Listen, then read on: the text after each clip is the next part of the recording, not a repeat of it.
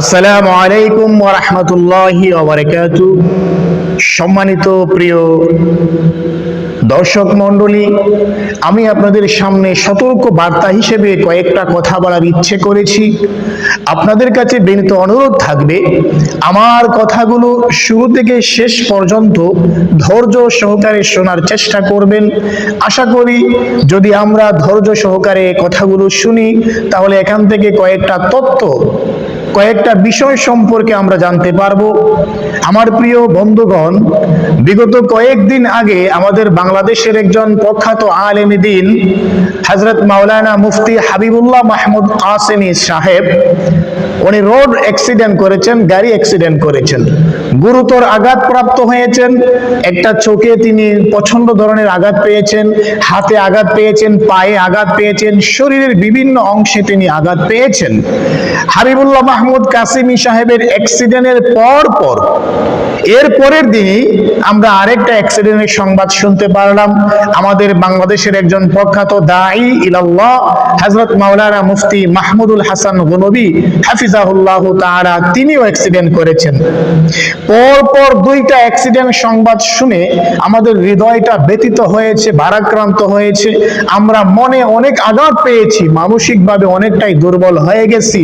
আবার অনেকে আমরা মনে মনে ভাবতেছি, এটা কি শুধু অ্যাক্সিডেন্ট নাকি এখানে কোনো ষড়যন্ত্র আছে? বাস্তবতা হচ্ছে এখানে একটা ষড়যন্ত্র কাজ করতেছে। উলামায়ে কেরামদেরকে টার্গেট করে করে তাদের সেই ষড়যন্ত্রের জালগুলোকে বিছানো হচ্ছে। আরো গুরুত্বপূর্ণ বিষয় হচ্ছে, গতকালকে আমাদের সিলেটের একজন বিশিষ্ট আলেমে দ্বীন মুনাজির আজম তরজমানে আহলে সুন্নাত ওয়াল জামাত, বর্তমান পৃথিবীর একজন তেজোদীপ্তমান আলেমে দ্বীন, প্রখ্যাত মুফাসসির হযরতুল আল্লাম শাইখুল ইসলাম শাইখুল হাদিস আল্লামা নুরুল ইসলাম অলিপুরি হাফিজাহুল্লাহ তাআলা, তিনিও অ্যাক্সিডেন্ট করেছেন। তো আলহামদুলিল্লাহ, হুজুর অ্যাক্সিডেন্ট করলেও শারীরিকভাবে ওই রকম কোনো ক্ষতিগ্রস্ত হন নাই, শুধুমাত্র ওনার গাড়িটা একটু ক্ষতিগ্রস্ত হয়েছে। হুজুরকে আল্লাহ তাআলা সুস্থ রেখেছেন। এই যে দেখেন, পর কয়েকটা অ্যাক্সিডেন্ট হয়ে গেল কয়েকদিনের মধ্যে, এক সপ্তাহের ব্যবধানে। এই কয়েকটা অ্যাক্সিডেন্ট শুধু উলামায়ে কেরামদের সাথে হলো, টার্গেট করে হচ্ছে। এই বিষয়টা আমরা স্পষ্ট বুঝতে পারতেছি। এটা আমাদের সকলের মনের ভিতরে একটা প্রশ্ন তৈরি হয়েছে যে উলামায়ে কেরামদেরকে টার্গেট করে তাদেরকে হত্যার জন্যই এই অ্যাক্সিডেন্টগুলো করানো হচ্ছে। নয়তো কেন রে ভাই এই সমস্ত আলেমদের উপরে এরকম ভাবে অ্যাক্সিডেন্টের একটা বিষয় ঘটবে, মর্মান্তিক দুর্ঘটনা ঘটবে? এর আগেও আমরা দেখেছি বড় কয়েকজন আলেম দুর্ঘটনার শিকার হয়ে ইন্তেকাল করেছেন। খন্দকার ডক্টর আব্দুল্লাহ জাহাঙ্গীর সাহেব এবং আইনুদ্দিন আল আজাদ রাহিমাহুল্লাহ, এরকম অনেক বড় আলেম বিগত দিনগুলোতে, বিগত বছরগুলোতে ওনারা অ্যাক্সিডেন্টের মাধ্যমেই শহীদ হয়েছেন।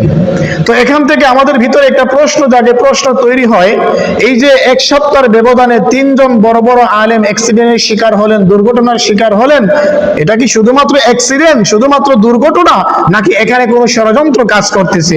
আমরা অনেকেই এরকম একটা চিন্তা, এরকম একটা ভাবনা আমাদের ভিতরে কাজ করতেছে। বাস্তবতা হচ্ছে এটাই, যেখানে একটা ষড়যন্ত্র কাজ করতেছে। এই ষড়যন্ত্রকারীরা উলামায়ে কেরামদেরকে টার্গেট করে তাদের ষড়যন্ত্রের জালকে বিছাচ্ছে।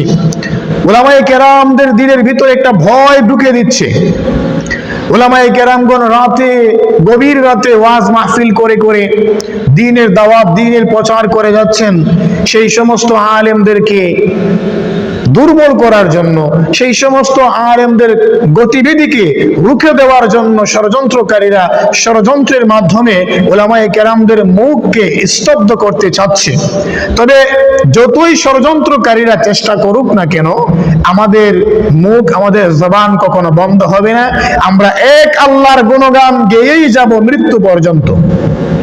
আমার প্রিয় ভাইয়েরা, আমি আপনাদের মাধ্যমে এই ভিডিও বার্তার মাধ্যমে বাংলাদেশের প্রখ্যাত আলেমে দ্বীন যারা আছেন, বিভিন্ন সময় বিভিন্ন জায়গায় কোরআন ও হাদিসের আলোচনা করে থাকেন, দ্বীনের দাওয়াতের উদ্দেশ্যে সফর করে থাকেন, সকলের কাছে আমার একটা বিনীত অনুরোধ থাকবে, আমরা সকলে আমাদের প্রত্যেকের নিজ নিজ অবস্থান থেকে সতর্ক হব, নিজ নিজ অবস্থান থেকে আমরা যত্নশীল হব। আমাদেরকে আরো বেশি সতর্ক হতে হবে যেন শত্রু পক্ষ আমাদেরকে আক্রমণ করার কোনো সুযোগ না পায়। এজন্য আমাদেরকে সবসময় সতর্ক থাকতে হবে, চোখ কান খোলা রাখতে হবে, সজাগ দৃষ্টি রাখতে হবে।